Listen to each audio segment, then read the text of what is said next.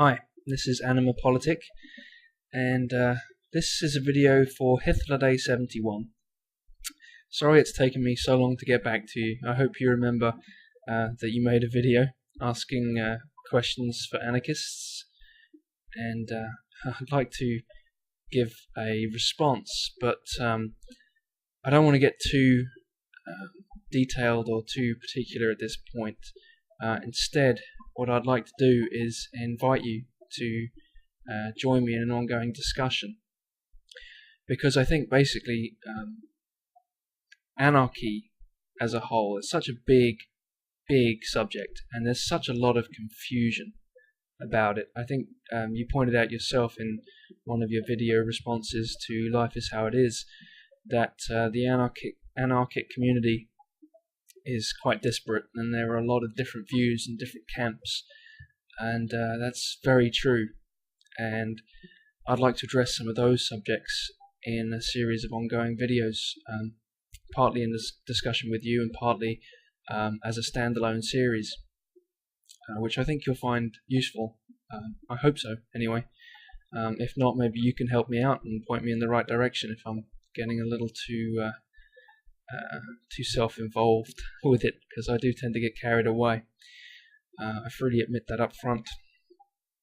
But yeah, I liked the videos that you made in response to Life is How It Is and the questions that you raised. You seem to be looking at it from a very practical perspective, which I completely respect and admire. Actually, you obviously have a lot of intellectual rigor and want to see the same in other people's responses. To do justice to that, I will have to make a series of videos, but let me give you my general perspective before I go any further. There is a lot of conceptual error, I think, within the anarchistic camp itself, and also within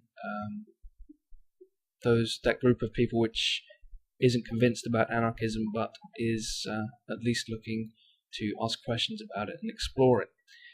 There's a lot of misunderstanding. I want to address a lot of that in the ongoing discussion with you and in the standalone series, because I think that is fundamental.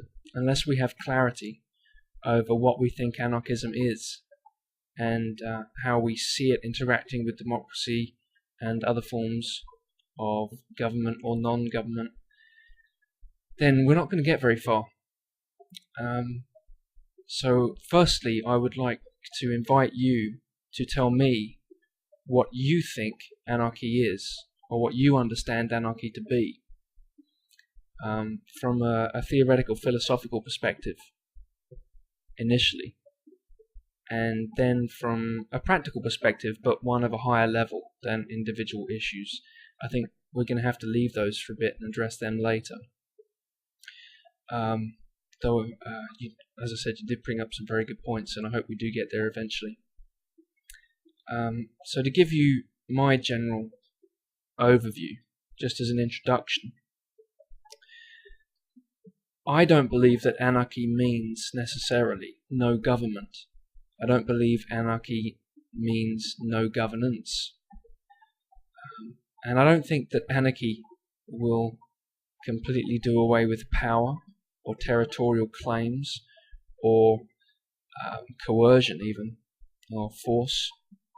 All of those things will remain. They'll always be with us. It's part of the human experience. For me, what anarchy means is that we as a society recognize each other's right not to necessarily be a part of a group, that it is a choice. It is a choice, practically now, in reality. It's just that we don't recognize it. We don't recognize each other's choice. We push ourselves upon other people. Now, there's always going to be an element of people who want to do that and are willing to do that and will do that as much as they are able. That'll never stop. And some people might say that that's a problem with the very concept of anarchy. But for me, that already exists now. There are lots of people that would love to throw immigrants out of the UK, as you well know, who would like to dictate what other people's religious views are, who would like to abolish different forms of state intervention or subsidies or regulations. There are always disputes, and there are always people who are willing to take that to the next level and impose their views upon somebody else. Right now in the systems that we have, these so-called representative democracies, one of the main ways in which we impose our views on other people is through campaigns and through raising public awareness and through appointing people who we feel represent our views and positions, and then having those people write laws.